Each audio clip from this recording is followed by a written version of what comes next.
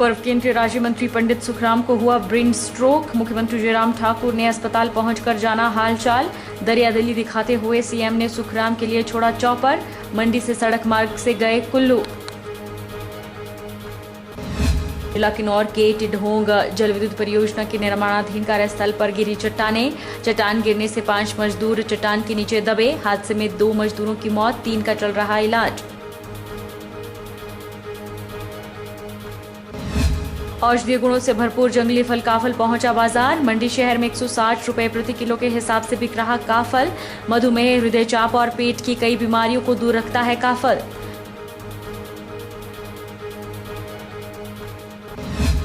और झबोला गांव में बनने जा रहे सीवरेज ट्रीटमेंट प्लांट का विरोध जारी। प्लांट को कहीं और शिफ्ट करने की मांग। राजनीतिक दबाव के चलते पुलिस को साइट पर भेजकर लोगों को धमकाने के लगाए आरोप। नमस्कार, मैं हूं युवल किशोर और आप देख रहे हैं एसपी 24/7। कांग्रेस पार्टी की वयोवृद्ध नेता पूर्व केंद्रीय राज्य मंत्री पंडित सुखराम को शुक्रवार को ब्रेन स्ट्रोक हुआ और उनकी स्थिति अत्यंत गंभीर हो गई। प्रदेश के वरिष्ठ नेता पंडित सुखराम के अस्वस्थ होने की सूचना मिलने के बाद आज सीएम जयराम ठाकुर ने मंडी अस्पताल पहुंचकर उनका कुशलक्षेम जाना। पंडित सुखराम के बेहतर इलाज के लिए और उन्हें दिल्ली ले जाने के लिए सरकारी हेलीकॉप्टर को सदर विधायक अनिल शर्मा के हवाले कर दिल्ली भेज दिया और खुद सड़क मार्ग से कुल्लू रवाना हुई। प्रदेश की जनता हो या विपक्ष दल के नेता, जब भी जरूरत पड़ती है तो मुख्यमंत्री जयराम ठाकुर दलगत राजनीति से ऊपर उठकर हमेशा मदद के लिए तैयार रहते हैं। जब प्रदेश के वरिष्ठ नेता पंडित सुखराम के अस्वस्थ होने की सूचना मुख्यमंत्री जयराम ठाकुर को मिली तो वे उनका कुशलक्षेम जानने के लिए मंडी के जोनल अस्पताल में पहुंच गए।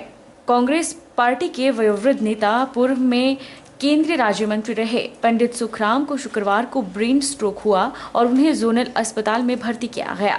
उनका कुशलक्षेम जानने के लिए आज मुख्यमंत्री जयराम ठाकुर मंडी के जोनल हॉस्पिटल पहुंचे। उन्होंने कहा कि पंडित सुखराम प्रदेश के एक कदावर नेता रहे हैं और प्रदेश की राजनीति में उनका महत्वपूर्ण योगदान रहा है। उन्होंने कहा कि मेरे लिए सौभाग्य की बात है कि प्रदेश के ऐसे बुजुर्ग नेता की सेवा का मौका उन्हें मिल रहा है। साथ ही उन्होंने कहा कि पंडित सुखराम को दिल्ली लेकर जा रहे हेलीकॉप्टर का पूरा खर्च प्रदेश सरकार वहन करेगी। साथ ही उन्होंने भगवान से पंडित सुखराम के शीघ्र स्वास्थ्य होने की प्रार्थना की और कहा कि सुखराम परिवार की हर संभव मदद के लिए प्रदेश सरकार हर समय तैयार है। मुझे कल ही सूचना मिली कि पंडित सुखराम जी की तबीयत खराब हुई है और हॉस्पिटलाइज किया गया और डॉक्टर से भी मेरी बातचीत हुई, अभी भी बातचीत हुई, लेकिन मुझे इस बात को लेकर के बहुत संतोष है कि उनकी सेहत कल की तुलना में आज बहुत बेहतर है, सुधार हुआ है, स्टेबल है। अभी जब बात करने की भी कोशिश की तो उन्होंने रिस्पॉन्ड भी किया। परिवार की ओर से उनके लिए एक सुझाव है कि हम उनको दिल्ली ले जाना चाह रहे हैं, वो दिल्ली जा रहे हैं और मैं उनके शीघ्र स्वास्थ्य लाभ की कामना करता हूँ। पंडित सुखराम जी हमारे वरिष्ठ नेता रहे हैं प्रदेश में और केंद्र में भी वर्षों तक मंत्री के रूप में काम करते रहे हैं। एक बहुत बड़ा कंट्रीब्यूशन है उस दृष्टि से हिमाचल की राजनीति में, हिमाचल के विकास में, और हम ईश्वर से यही कामना करते हैं कि वो शीघ्र स्वास्थ्य लाभ करें और स्वस्थ होकर के आए। हमसे जो बातचीत हुई है परिवार के लोगों से, अनिल शर्मा जी ने बात की थी, अगर चौपर किया व्यवस्था हो सकती है तो सुविधा रहेगी उनको पहुंचाने के लिए, क्योंकि यहाँ से दिल्ली तक जाने में वक्त नहीं तो बहुत वक्त लगेगा। तो उन्होंने तय किया है कि चॉपर स्टेट का हमारा जो है उनको वहाँ पर ड्रॉप करके। वहीं शुक्रवार रात को सुंदरनगर के विधायक राकेश जम्वाल भी पंडित सुखराम का कुशलक्षेम जानने जोनल अस्पताल पहुंचे और उनके शीघ्र स्वास्थ्य लाभ की कामना की। उधर जोनल अस्पताल मंडी के सीएमओ डॉक्टर देशराज शर्मा ने भी बताया कि पंडित सुखराम का स्वास्थ्य अब स्थिर है और उन्हें दिल्ली ले जाया जाएगा। आज पंडित सुखराम जी जो हिमाचल प्रदेश के वरिष्ठ नेता हैं, उनके बीमार होने का समाचार प्राप्त हुआ और भी उनसे मिलकर भी आए। हम भगवान से यही प्रार्थना करते हैं कि भगवान उनको जल्दी स्वस्थ करे। हिमाचल प्रदेश की राजनीति में, देश की राजनीति में पंडित सुखराम जी का एक नाम रहा है, स्थान रहा है, और हम भगवान से यही कामना करते हैं कि वो जल्दी स्वस्थ होकर फिर से इस प्रदेश की सेवा के लिए, देश की सेवा के लिए काम करें। केंद्रीय मंत्री और मंडी के वयोवृद्ध नेता पंडित सुखराम जी आज शाम के वक्त 4 बजे के करीब जोनल अस्पताल मंडी में दाखिल हुए हैं। उनको थोड़ी सी ब्रेन स्ट्रोक की तकलीफ हुई थी और उसके बाद उनको अस्पताल लाया गया और उनके MRI और दूसरे आवश्यक जो टेस्ट थे वो करवाए गए। उनकी स्थिति स्टेबल है।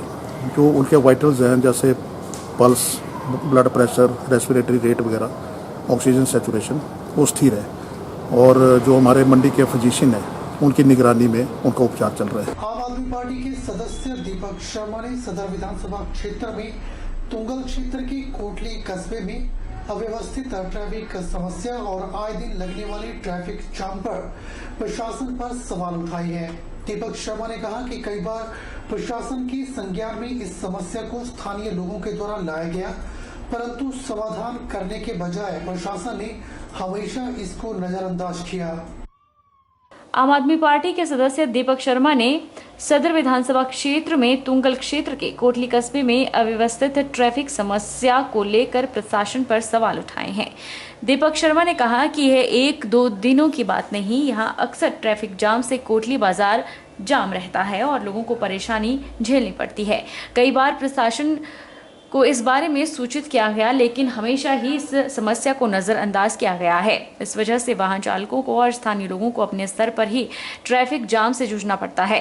आज स्थिति यह बन गई है कि सुबह और शाम को जाम लगना दिनचर्या बन गई है। तुंगल क्षेत्र के अधिकांश जगहों का यह सड़क स्थानीय सिविल हॉस्पिटल, तहसील कार्यालय, SDM कार्यालय और पुलिस थाना के साथ जोड़ती है, लेकिन बहुत बार ऐसा होता है कि आपातकालीन सेवाएं जैसे एम्बुलेंस भी ट्रैफिक जाम के कारण फंस जाती है, जिस कारण अनहोनी घटना के घटने का भय अक्सर बना रहता है। दीपक शर्मा ने कहा कि इस ट्रैफिक जाम से निजात दिलाने के लिए प्रशासन 2 ट्रैफिक पुलिस कर्मचारियों की नियुक्ति करे और ट्रैफिक लाइट्स का प्रबंध भी करे, ताकि तुंगल क्षेत्र के लोगों को ट्रैफिक जाम से निजात मिल सके और स्थानीय जनता, व्यापारियों को भी समस्या से राहत मिल सके, वरना जनता को मजबूरन संघर्ष का रास्ता अपनाना पड़ेगा। कोटली बाजार तुंगल क्षेत्र का केंद्र बिंदु है और यहाँ से एक सड़क जाती है जो कोटली से होते हुए जोगिंदरनगर की तरफ जाती है। उस सड़क के आसपास कई कार्यालय हैं, जैसे कि गवर्नमेंट हॉस्पिटल, SDM कार्यालय, तहसीलदार और पुलिस थाना। ये सड़क जहां से जाती है वहां पे काफी ज्यादा कंजेस्टेड है, जिसके कारण आए दिन वहां पे जाम की स्थिति बनी रहती है, खासकर सुबह और शाम को। और इस जाम में आपातकालीन सेवाएं जैसे कि एम्बुलेंस वगैरह भी इसमें कई बार फंस जाती है, जिसके कारण किसी भी अनहोनी घटना का भय बना रहता है। मेरी प्रशासन से गुजारिश है कि इस जाम की समस्या का समाधान निकाला जाए। जब तक इसका स्थायी समाधान नहीं निकलता तब तक वहां पे 2 जो ट्रैफिक कर्मचारी हैं उनकी वहां पे नियुक्ति की जाए और वहां पे ट्रैफिक लाइट्स का जल्दी से जल्दी प्रबंध किया जाए, ताकि स्थानीय जनता को, व्यापारियों को और वहां पे जो आने वाले जो वाहन चालक हैं उनको जाम से निजात मिल सके। बिलासपुर जिला की नगर पंचायत तलाई के तहत छबोला गांव में बनने जा रहे सीवरेज ट्रीटमेंट प्लांट का विरोध लगातार जारी है। शनिवार को झबोला गांव के लोग जिला मुख्यालय पहुंचे और उन्होंने प्रेस कॉन्फ्रेंस कर अपनी बात रखी। झबोला गांव के लोगों ने मांग की है कि इस प्लांट को कहीं और शिफ्ट किया जाए।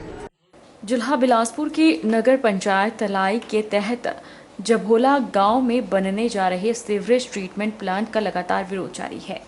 झबोला गांव के लोगों की मांग है कि इस प्लांट को कहीं और शिफ्ट किया जाए, क्योंकि चयनित किए गए प्लांट भूमि के साथ स्थानीय लोगों के घर, पीने का पानी के स्कीम के साथ साथ प्राचीन घराट भी हैं जो कि पानी से चलता है। यह घराट उनकी संस्कृति की निशानी है, जिसे वह जिंदा रखना चाहते हैं, लेकिन राजनीतिक दबाव के चलते पुलिस के माध्यम से विरोध कर रहे लोगों को डराया धमकाया जा रहा है। शनिवार को जबोला गांव के लोग जिला मुख्यालय पहुंचे और उन्होंने पत्रकार वार्ता आयोजित कर अपनी बात रखी। इस दौरान स्थानीय निवासी उषा गर्ग ने बताया कि नगर पंचायत तलाई और आईपीएच विभाग द्वारा सीवरेज ट्रीटमेंट प्लांट बनाने की योजना है। यह प्लांट नगर पंचायत तलाई और जबोला गांव की सीमा पर बनाया जा रहा है, जिसका ग्रामीण विरोध कर रहे हैं। इस मामले को लेकर शिमला हाईकोर्ट में भी याचिका दायर की है, जिसकी सुनवाई की प्रक्रिया जारी है, लेकिन राजनीतिक दबाव के चलते पुलिस को साइट पर भेजकर स्थानीय लोगों को डराया और धमकाया जा रहा है। उन्होंने बताया कि लोगों की जान को खतरा हो गया है, जिसके बारे में पुलिस अधीक्षक बिलासपुर को लिखित शिकायत दी जा चुकी है। अगर साइट का विरोध कर रहे लोगों को कुछ होता है तो इसका जिम्मेवार शासन और प्रशासन होगा। उन्होंने सरकार से मांग की है कि मानव हित में इस साइट को बदला जाए। नगर पंचायत तलाई और आईपीएच डिपार्टमेंट द्वारा एक सीवरेज ट्रीटमेंट प्लांट बनाने की योजना है, जो कि जबोला गांव और नगर पंचायत तलाई के बॉर्डर पे बनाया जा रहा है।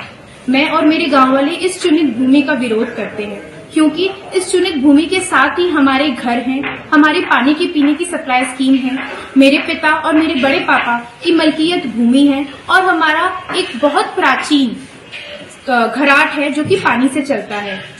यह घराट हिमाचल की संस्कृति की निशानी है, जिसे हम नई पीढ़ी आगे लेकर जाना चाहती है, हमेशा जिंदा रखना चाहती है। इसी मामले में हमारा हाईकोर्ट शिमला में एक केस रिट पिटीशन दायर है, लेकिन उसके बावजूद पॉलिटिकल इन्फ्लुएंस से पुलिस को इस केस में इन्वॉल्व करके साइट पर जबरदस्ती भेजकर हमें डराया और धमकाया जा रहा है। मुझे और मेरे घर वालों को जान का खतरा है। अगर मुझे या मेरे घर वालों को या मेरे गांव की किसी भी औरत को जो कि साइट का विरोध कर रही है, कुछ भी होता है तो इसके सीधे सीधे जिम्मेदार शासन प्रशासन, SP Bilaspur, DC Bilaspur, IPH department, Nagar Panchayat Talai होंगे। मानसून के सीजन में हर साल बाढ़ आने और बादल फटने से भारी तबाही होती है, जिसके चलते पर्यावरण को भी भारी नुकसान पहुंचता है। इस नुकसान से बचने के लिए चंबा जिला प्रशासन के सहयोग से एक पायलट प्रोजेक्ट की शुरुआत होने जा रही है। रावी नदी बेस्ड यह प्रोजेक्ट शुरू होगा। इसमें नीदरलैंड की एक कंपनी को वर्ल्ड बैंक के माध्यम से ये पायलट प्रोजेक्ट सौंपा गया है। अक्सर देखा गया है कि मानसून सीजन में पहाड़ों पर भारी बारिश और बाढ़ जैसे हालात पैदा हो जाते हैं, जिसके चलते नदी नालों में पानी का जलस्तर तेजी के साथ बढ़ जाता है और इसकी जानकारी न होने के चलते लोगों को घरों में पर्यावरण का नुकसान देखने को मिलता है। बाढ़ से निपटने के लिए उत्तम किस्म के उपकरण रावी नदी के किनारे लगाए जाएंगे, ताकि जब भी कोई भारी बारिश और बाढ़ जैसे हालात बनने लगें, उससे पहले ही इसकी जानकारी जिला के लोगों को मिल जाएगी। चंबा उपायुक्त दुनीचंद राणा ने बताया कि फ्लड फोरकास्टिंग पर कार्य चल रहा है और इसे वर्ल्ड बैंक फंडेड कर रहा है। Asian disaster preparation centre Bangkok इसे कोऑर्डिनेट कर रहा है। इसमें राज्य आपदा प्रबंधन के सौजन्य से चंबा में ये प्रोजेक्ट शुरू किया जाएगा। नीदरलैंड की एक कंपनी को ये प्रोजेक्ट दिया गया है। वो 2 दिनों से प्रशिक्षण शिविर का आयोजन कर रहे हैं और आज प्रशिक्षण शिविर का अंतिम दिन है। इससे जहां एक तरफ आपदा से पहले की जानकारी मिल जाएगी ताकि लोगों को नुकसान ना उठाना पड़े। इससे पहले कई बार आपदा घटित होती थी और लोगों को भारी नुकसान उठाना पड़ता था, लेकिन इस पायलट प्रोजेक्ट से लोगों को काफी राहत मिलेगी। एक चंबा जिला में एक पायलट प्रोजेक्ट जो है वो लगाने की तैयारी है, जिसमें फ्लड फोरकास्टिंग पे काम होगा और ये प्रोजेक्ट जो है वर्ल्ड बैंक द्वारा फंडेड है और एशियन डिजास्टर प्रिपेयर्डनेस सेंटर जो बैंकॉक में है वो इसको कोऑर्डिनेट कर रहा है और स्टेट डिजास्टर मैनेजमेंट अथॉरिटी के माध्यम से ये प्रोजेक्ट चंबा में रावी बेसिन पे इम्प्लीमेंट होगा और अभी हमारे पिछले 2 दिन से ट्रेनिंग चल रही है और उसका आज समापन हो रहा है। और इस ट्रेनिंग में हमारे जो इस मॉडल को डेवलप कर रहे हैं वो नीदरलैंड की एक कंपनी है, जिसको वर्ल्ड बैंक के माध्यम से हिमाचल के लिए शॉर्टलिस्ट किया गया है। वहां के भी 2 एक्सपर्ट्स आए हुए हैं। एडीपीसी के एक्सपर्ट यहाँ पे हैं और हमारे विभागीय अधिकारी प्लस एनएचपीसी के लोग हैं और उस मॉडल को चंबा जिला में रावी बेसिन में कैसे इम्प्लीमेंट किया जाए उस पर चर्चा चल रही है और इस मॉडल को हम प्रयास करेंगे कि हमारा जो मानसून सीजन है उसमें इस मॉडल को इम्प्लीमेंट करेंगे ताकि लोगों को समय रहते पूर्व चेतावनी मिल सके और फ्लडिंग की सिचुएशन में वो अपने आप को भी बचा सके और अपने जान माल के लिए। बुलेटिन में फिलहाल वक्त हो चला है एक छोटे से ब्रेक का। ब्रेक के बाद तुरंत हाजिर होते हैं।